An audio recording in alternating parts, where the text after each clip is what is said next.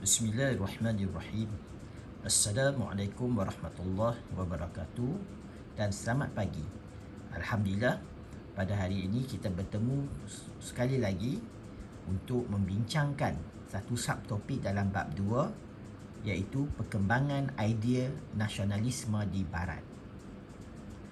Untuk makluman pelajar-pelajar sekalian, perkembangan idea nasionalisme di Barat ini kita dapat lihat berlakunya di 3 negara, iaitu di England, di Perancis dan di Amerika Syarikat.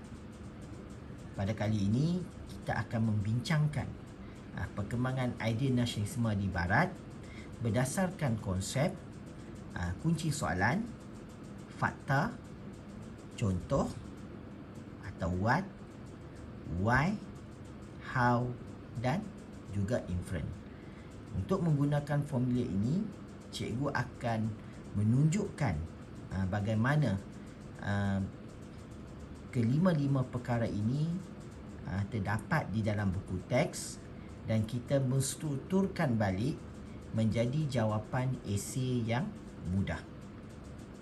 Okey, jadi marilah kita lihat salah satu soalan yang akan ditanya di dalam peperiksaan atau di dalam ujian awak ialah seperti ini.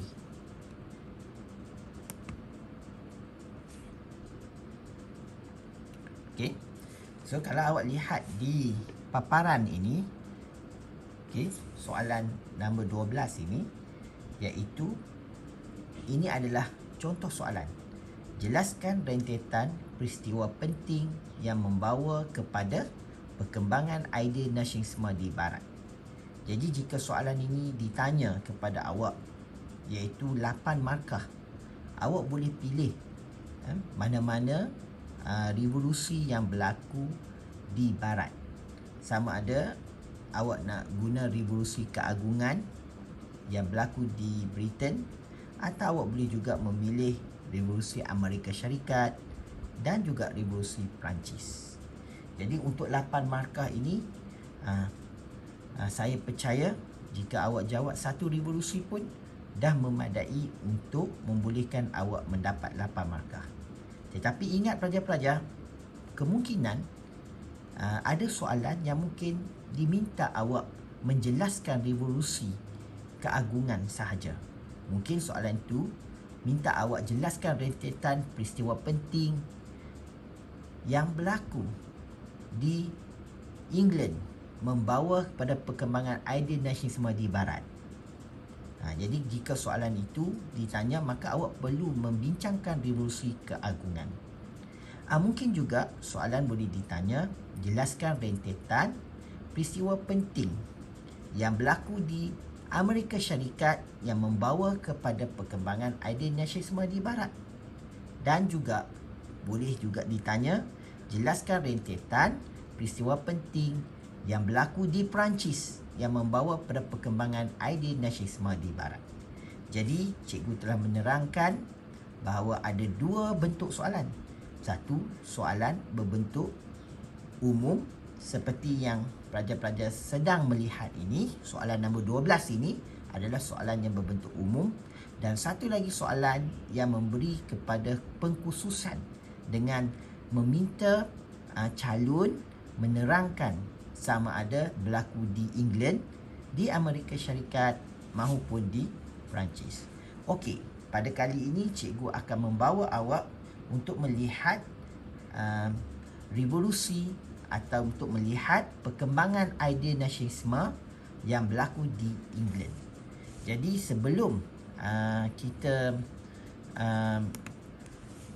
mengeluarkan fakta, mengenal pasti, contoh, why, how, okey. Jadi eloklah kita melihat dapatan-dapatan ini di dalam buku teks pelajar-pelajar sekalian. Jadi dengan menggunakan buku teks sahaja, pelajar dapat dapatan-dapatan ini dan seterusnya menstrukturkan berdasarkan formula KS, fakta, contoh atau what, why, how dan inference. Baik. Okey, kalau pelajar-pelajar lihat Revolusi Keagungan 1688 ini. Okey. Jadi di sini juga disebut sebagai Gloria Revolution. Jadi pelajar-pelajar sekalian, inilah yang dikatakan sebagai fakta. Kalau pelajar-pelajar lihat, pelajar-pelajar mesti mengenal pasti di manakah faktanya. Okey, faktanya ialah di dalam buku teks kita dapat lihat dekat sudut yang saya warnakan berwarna kuning ini. Ini adalah fakta. Revolusi Keagungan atau Glorious Revolution ini adalah fakta.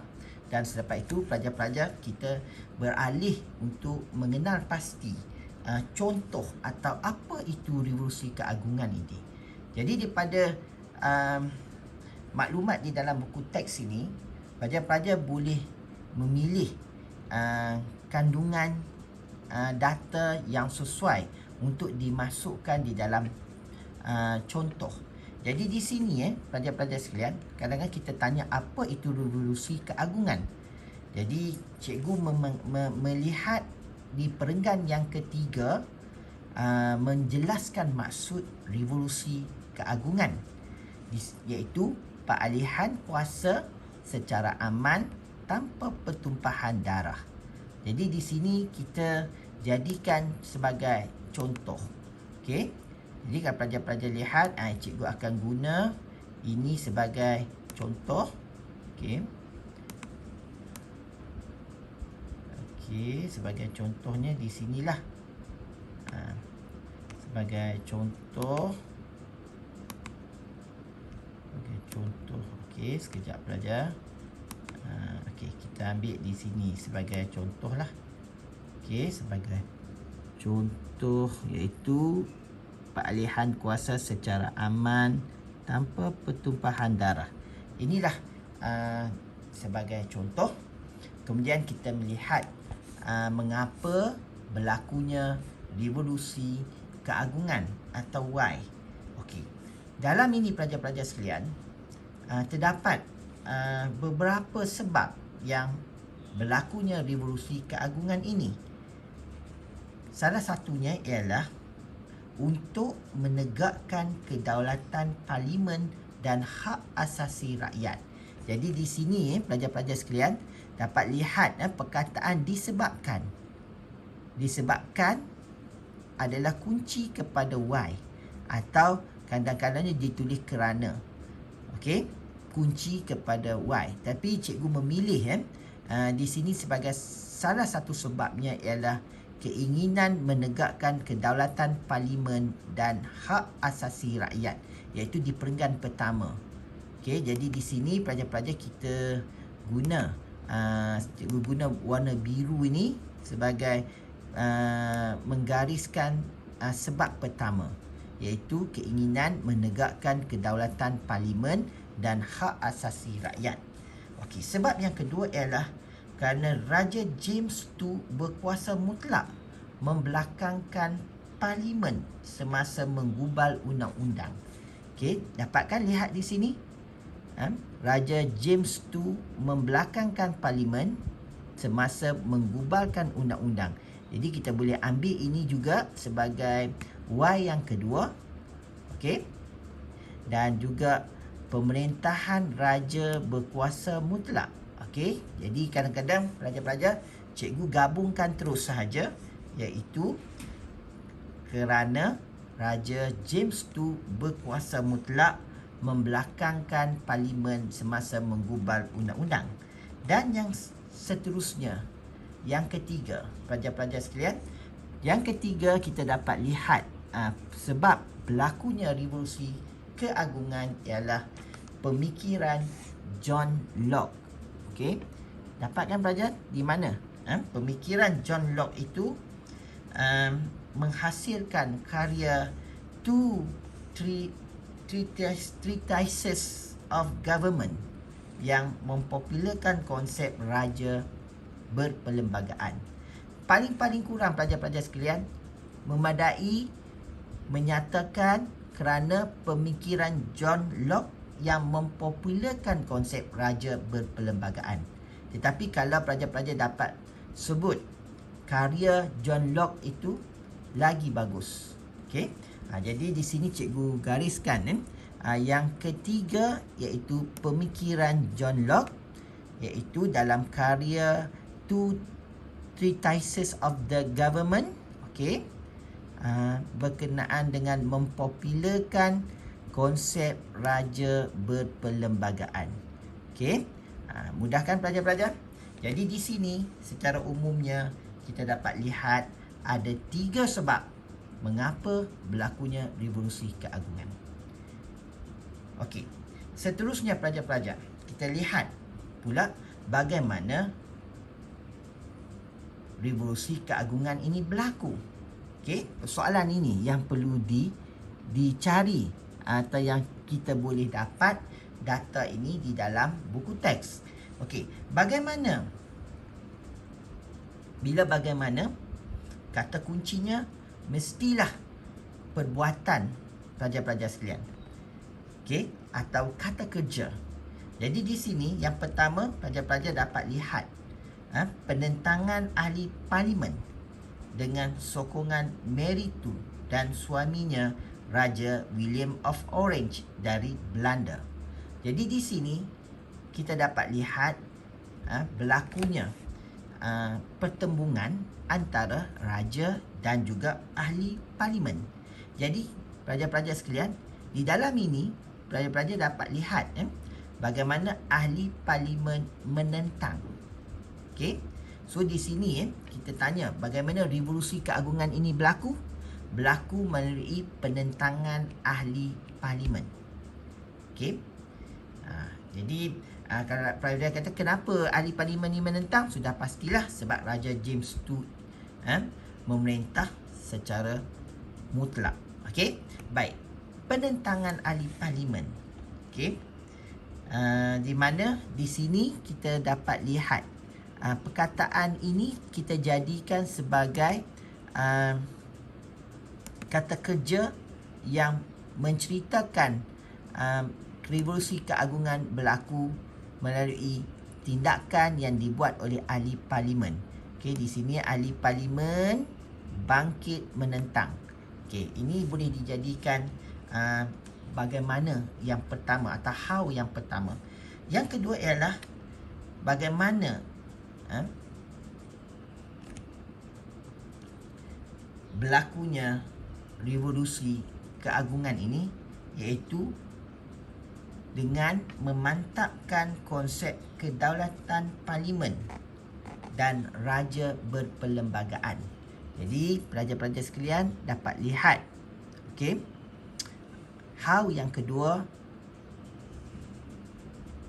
iaitu perkataan dimantapkan di sini, iaitu konsep kedaulatan parlimen dan sistem raja perlembagaan dimantapkan.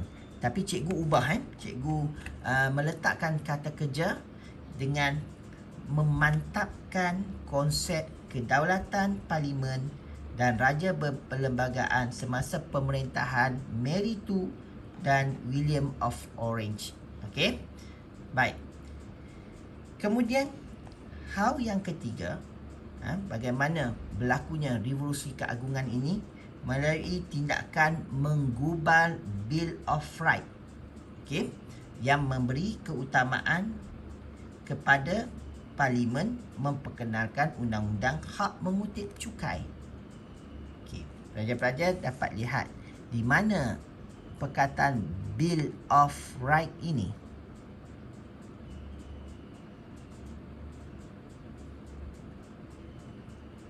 Okey, di bawah ini. Bill of Rights digubal untuk memberi keutamaan kepada parlimen hak mengutip cukai.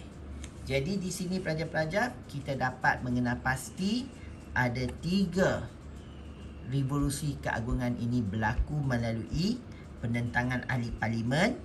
Yang kedua ialah penekanan terhadap memantapkan konsep kedaulatan parlimen serta menggubal Bill of Rights memberi kuasa kepada Parlimen memperkenalkan undang-undang hak mengutip cukai.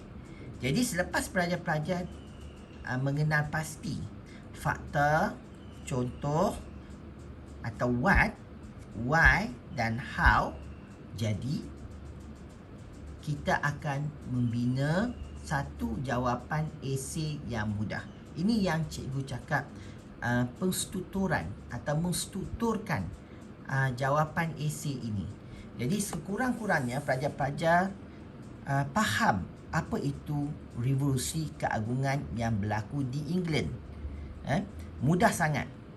Pertama, revolusi keagungan ini ialah berkaitan dengan peralihan kuasa yang berlaku secara aman tanpa pertumpahan darah. Okey.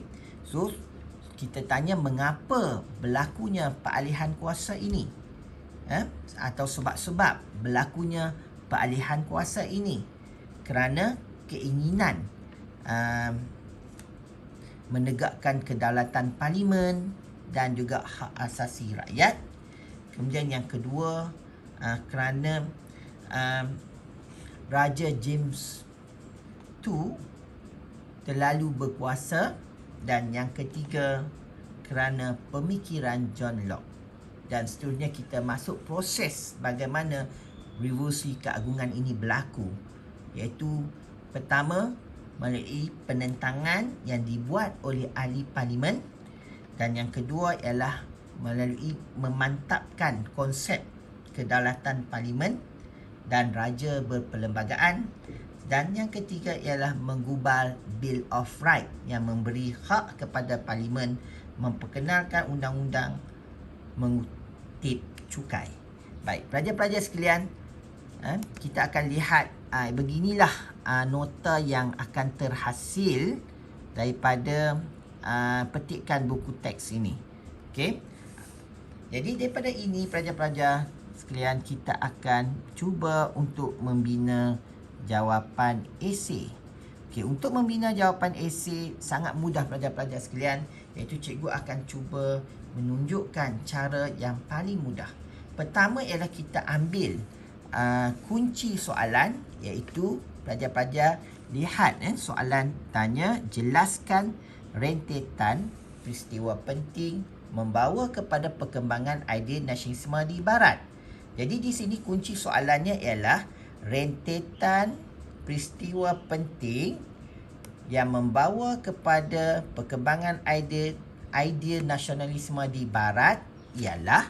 Okey, pelajar-pelajar akan tulis yang ini dan cikgu akan tunjuk bagaimana kita mengarang esei yang mudah di sini. Okey. Baik, di sini kita akan tunjuk pada pelajar-pelajar sekalian. Okey. Okey, pelajar akan tulis rentetan. Okey.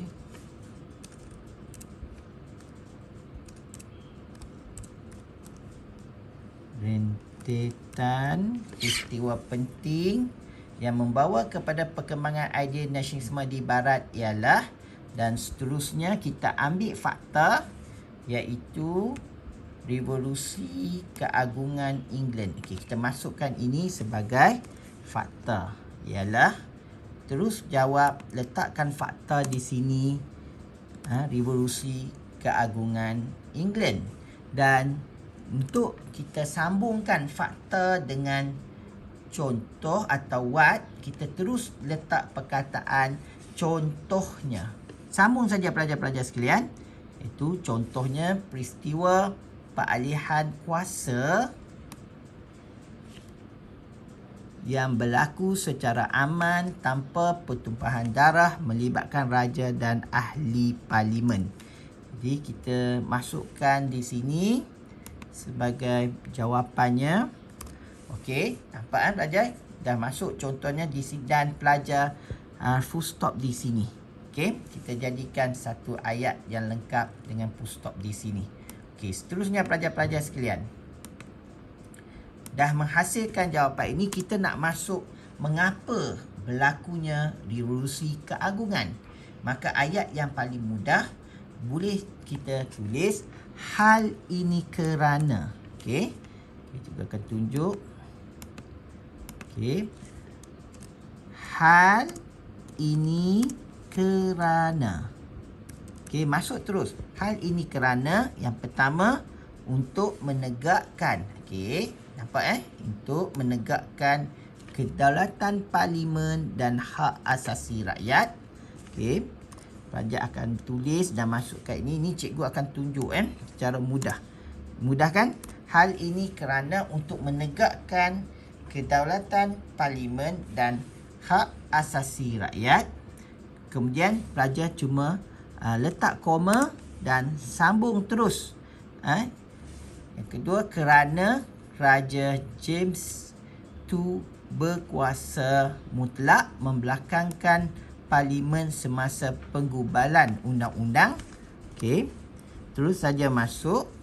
Hal ini kan sebab ada dah kerana kan. Buanglah kerana, masukkan saja.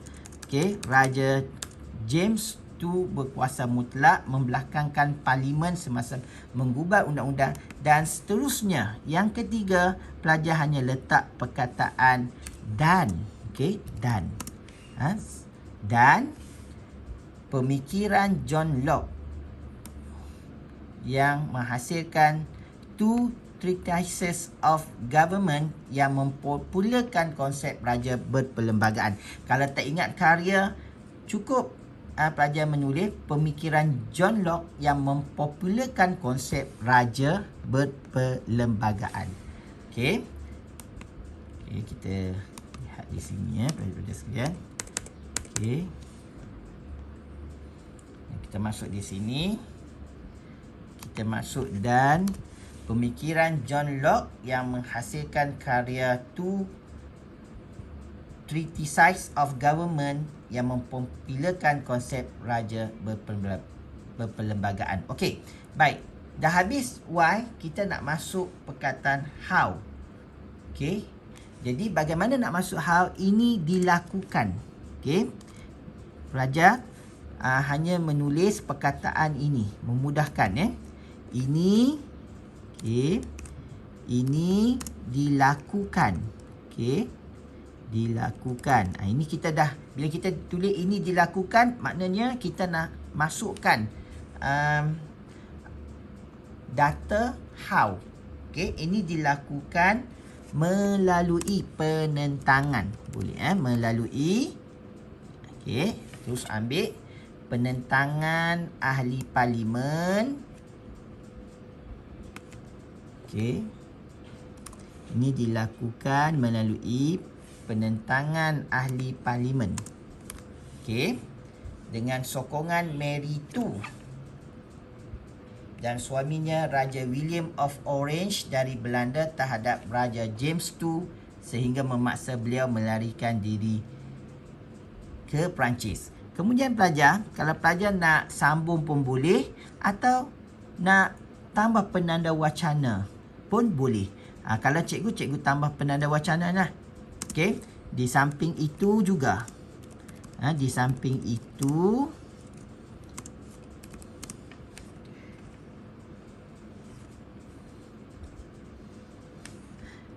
dapat memantapkan. Di samping itu dapat.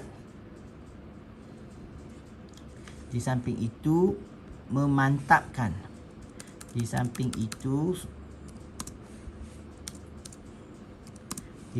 itu memantapkan. Okey, terus masuk how yang kedua. Okey, di samping itu memantapkan konsep kedaulatan parlimen dan raja berperlembagaan semasa pemerintahan Mary II dan William of Orange, dan akhir sekali dan letak dan atau seterusnya menggubal. Atau pada stop ni seterusnya menggubal. Bill of Rights memberi keutamaan memperkenalkan undang-undang hak mengutip cukai. Okey.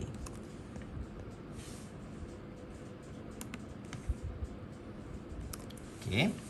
Maksudnya memperkenalkan Bill of Rights. Jadi pelajar-pelajar, kita dah dapat satu jawapan karangan yang lengkap. Okey. Cuma kalau pelajar nak tambah inferen pun boleh. Okey, inferen ini cikgu hasilkan sendirilah.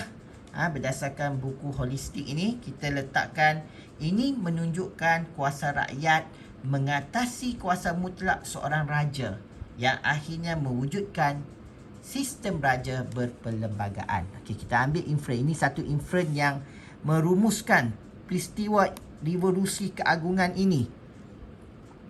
Okey, ini menunjukkan kuasa rakyat mengatasi